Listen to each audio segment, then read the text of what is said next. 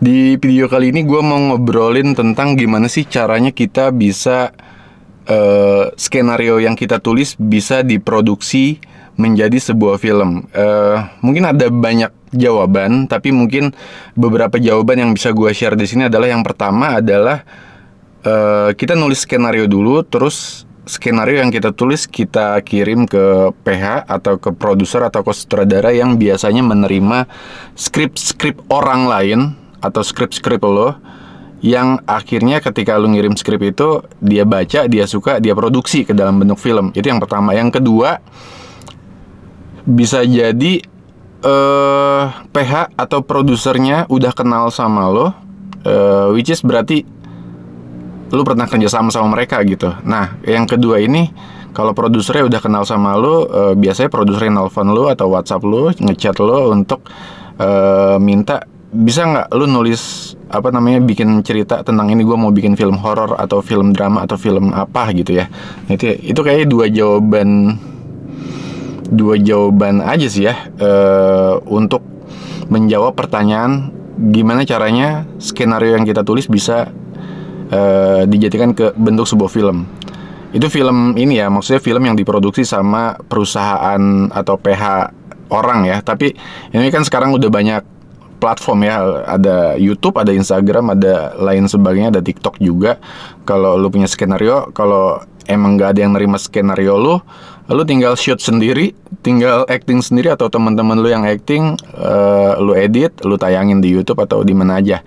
Itu banyak hal. Tapi kalau untuk ke bioskop atau ke platform yang lebih besar gitu ya, ya caranya seperti itu. Ya sebenarnya banyak hal lah ya.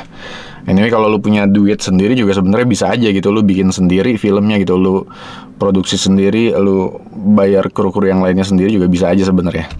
Tapi ya itulah jawabannya ya. Terus kalau ngomongin film apa yang gua tulis terakhir gitu ya, sebenarnya film gua yang gua tulis dan udah dan tayang di bioskop gitu ya, itu sebenarnya di tahun 2017 tuh terakhir ya. Setelah tahun 2017 gua nggak ke film lagi tuh, gua malah nulis-nulis ke hal-hal yang lain ya. Gua kayak nulis iklan, entah copywritingnya, entah skripnya, dan banyak hal gitu. Pokoknya kalau film tuh emang gue belum ada lagi selain di tahun 2017 itu yang judulnya Membabi Buta ya. Terus pertanyaannya adalah gimana sih prosesnya gitu, proses ngobrol sama produser gitu ya. Oke, ini pengalaman gue pribadi sih. Kan banyak banget ya sebenarnya dari semenjak tahun 2017 itu, tahun 2019 deh ya. Tahun 2019 gue udah nggak di PH atau nggak di agensi lagi. Gue buka usaha sendiri, tapi ternyata emang masih banyak nih orderan atau yang masuk, request yang masuk, request yang masuk untuk nulis gitu ya, untuk bisa nulis ini nggak, punya ide cerita ini nggak, gitu banyak banget. Tapi nggak semuanya berjalan lancar gitu. Jadi ada beberapa orderan yang masuk ke gua, orderan untuk menulis ya, tapi nggak jalan gitu. Dan kenapa nggak jalan tuh banyak hal. Yang pertama mungkin karena tema yang disodorkan ke gua tuh nggak gua banget. Jadi ada beberapa tema, mungkin lu punya prinsip bahwa lu nggak akan menulis sebuah cerita tentang tema-tema tertentu gitu ya. Nah itu ada juga, gua ditawarin, tapi akhirnya gue nggak bisa nih, gue nggak bisa nulis dengan tema yang seperti itu gitu. Tapi kalau tema-tema yang lain bisa gitu. Yang ini gue sebenarnya terbuka gitu dengan genre apapun ya. Gue suka horor, gue suka drama, gue suka action, komedi kayaknya susah ya. Komedi tuh kalau sekarang kan banyak stand up komedian ya, dan mereka kayaknya lebih jago lah kalau komedian gitu. Itu yang pertama tuh.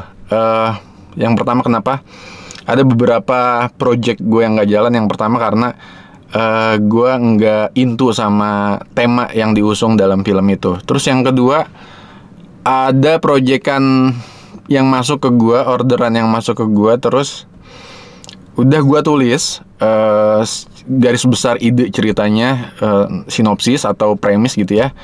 Tiba-tiba nggak ada kabar gitu. Ya sering terjadi, tapi ya memang seperti itu gitu ya. Banyak hal gitu alasan kenapa akhirnya sinopsisnya nggak jadi diproduksi. Ya banyak hal sih sebenarnya. Ya itu masalah internal juga. Terus masalah internal tuh maksudnya ini ya. Mungkin akhirnya si PH-nya atau si produsernya punya ide lain yang kayaknya sinopsis yang kita tulis atau yang gua tulis tuh di pending gitu-gitu. Nah, pending lah bahasanya. Karena di pending juga. Yang ketiga karena banyak hal sih. Sampai sebuah project akhirnya tidak jadi diproduksi atau malah nggak diomongin lagi nih produksinya, projectnya mau terus atau enggak.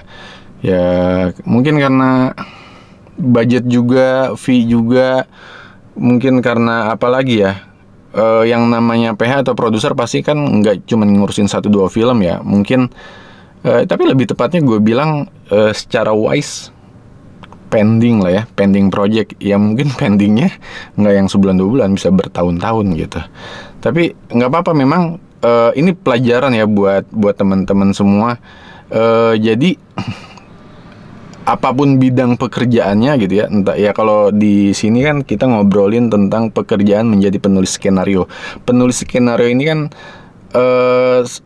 seseorang yang menulis skenario dan seseorang yang membuat blueprint sebuah film gitu. Jadi film ini nggak akan bisa jadi kalau misalkan skenario nya nggak ada. Jadi sebenarnya kalau gue lihat-lihat sih, penulis skenario adalah orang yang bekerja pertama kali gitu. Ketika sebuah film mau diproduksi, orang yang pertama kali bekerja di dalam produksi itu adalah, selain produser tentunya, ya penulis skenario gitu. Ketika skenario-nya udah jadi, baru sutradara bisa baca, bisa bikin ina-inu bersama teman-teman kru yang lainnya gitu. Itu sih. Itu ya. Ya ini mungkin judulnya, judul video ini berarti bagaimana sebuah project dibuat gitu ya, atau bagaimana proses sebelum sebelum film jadi diproduksi gitu ya. Tahu lah ya, lihat di thumbnail aja, di judul. Oke, semoga bermanfaat videonya.